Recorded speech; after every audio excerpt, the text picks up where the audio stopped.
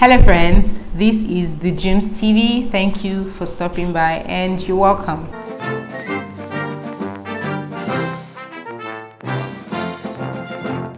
In today's video, I'll be sharing with you some things to note before relocating to Ghana. Alright, I'm Nigerian in case you don't know, and I live here in Ghana. Alright, and I'm almost sure that all these points I'm going to mention also apply to other countries. It doesn't only apply to Ghana, but I'll be speaking specifically about Ghana because that is where I am at the moment. Okay, first things first, do a thorough and extensive research. I mean, you know how when you want to apply for a school outside of your country, you know the processes you go through, you know how you have to do a lot of research, you have to ask questions and all of that. That is exactly how you should treat your relocation to Ghana. Ask a lot of questions. If you're opportune to have friends, family members here, or even acquaintances, ask them questions. You know, there's the internet there for you. There are people like me on YouTube here who tell you everything you need to know about Ghana, give you one or two details. Watch these videos, you know, just do your research. I can't overemphasize this. You need to do your research. There's a saying in my place where I come from in Nigeria. It says "Abiriono Shino," meaning that if you ask questions, if you ask for directions, you can't miss the way. So ask so that you don't miss it. Don't assume. You know, don't come here based on some kind of assumption that, oh, Ghana is this way, Ghana is this way. No, don't assume. Do your research. It is very important. Next is hold enough money.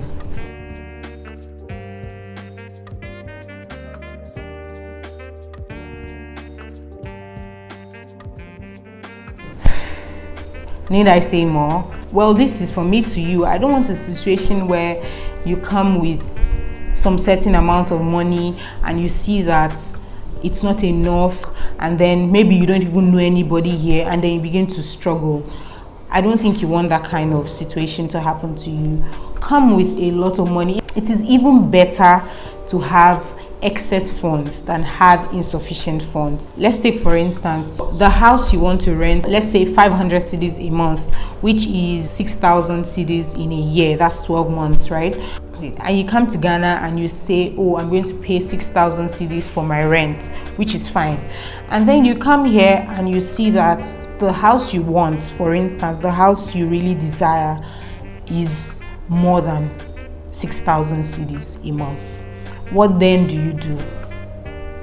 Then if you take money out of somewhere, that thing also suffers. Maybe you take the money for your generator, for instance, and why am I saying generator?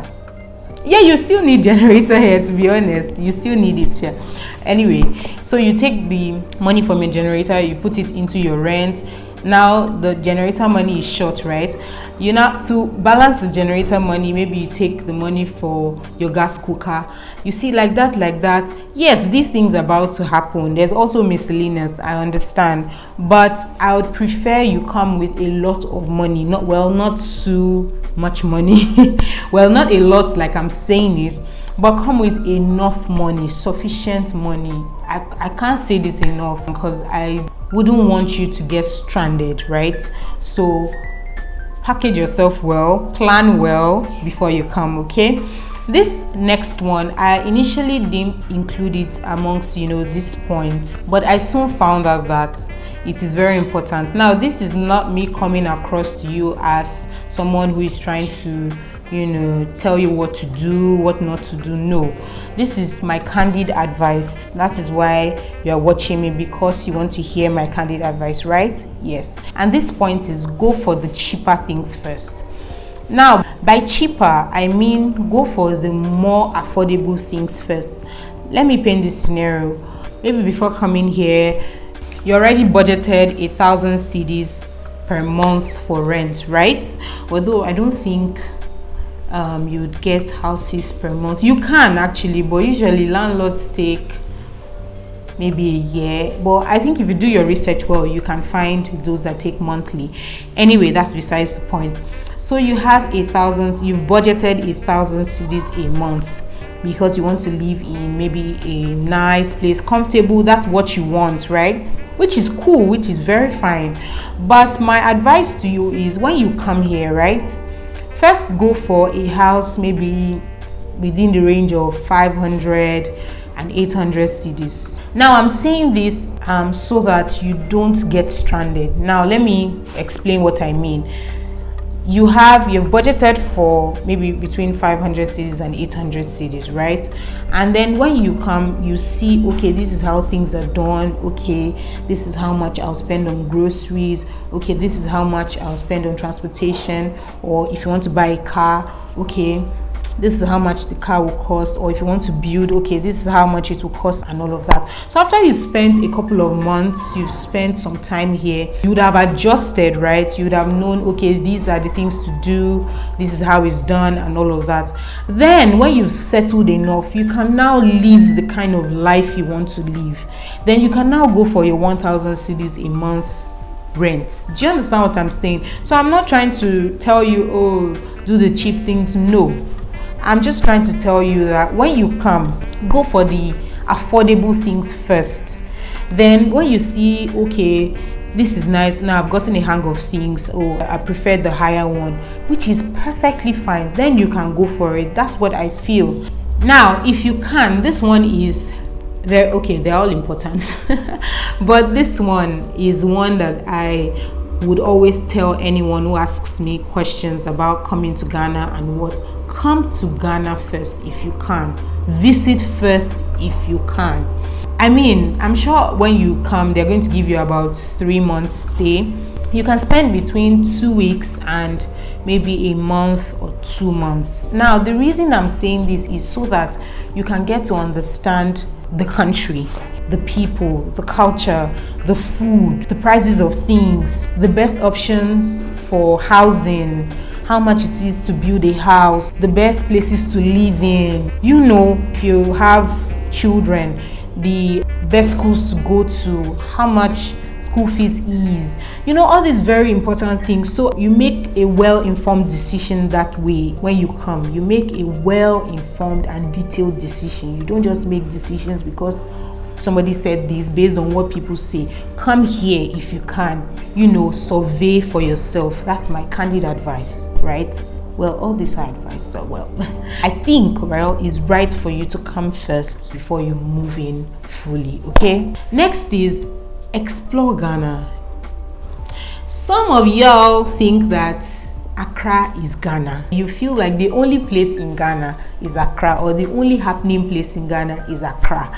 Well, you may be right and you may not be right, depending on what angle you're bringing it from. However, there are other places in Ghana you should explore, right? There are places that are a bit more affordable than Accra. For instance, Kumasi, Sunyani, Takrady, all these places are a bit more affordable than Accra, right? So my candid advice would be, come to Ghana, right? Come to Accra. Even when you move, come here, stay for a few months, see how things are. If it's not something that you have to do here, maybe a job or something, you can try living in some of these areas that are a bit more affordable, and then they are less rowdy. There's just peace of mind in these places, to be honest. Accra is very busy, and besides, Accra is just the capital of the greater Accra region, okay? There are 16 regions in this country, so there's no harm in exploring all 16 regions to know which one pays you the most or which one will benefit you the most, to be honest. So please explore Ghana. There are other places that are really interesting and are really good places to live, to be honest. Yeah, if you have someone here, that is an added advantage. So if you have family, if you have friends, if you have acquaintances and whatnot, it's a very good advantage for you. You know, maybe when you move in, you've not really settled, you can easily stay with these people for some time. Well, I don't advise that you stay for too long. Well, it depends on your relationship, but you know, when you are there, you should also get ready for your plan B. You should also work very hard to be stable, you know, to stay on your own. Well, it all depends on the circumstances, but if you have someone here, is an added advantage to you. You can ask questions, the person can take you around, show you where to get this, oh, this is where you buy things, this is the best place to live and whatnot. So a couple of people have reached out to me asking me, oh, how much do I need to relocate to Ghana, you know, asking me for specific figures to these things. Truth is, there are no specific figures to these things. I can't tell you that, oh, you need to bring about $5,000 and whatnot. We all have our own different standard of living. We all have different ways we spend money. So I don't think there's anyone, to be honest, that will tell you this is the specific amount for you to bring to Ghana. No, that is why I said initially, come first.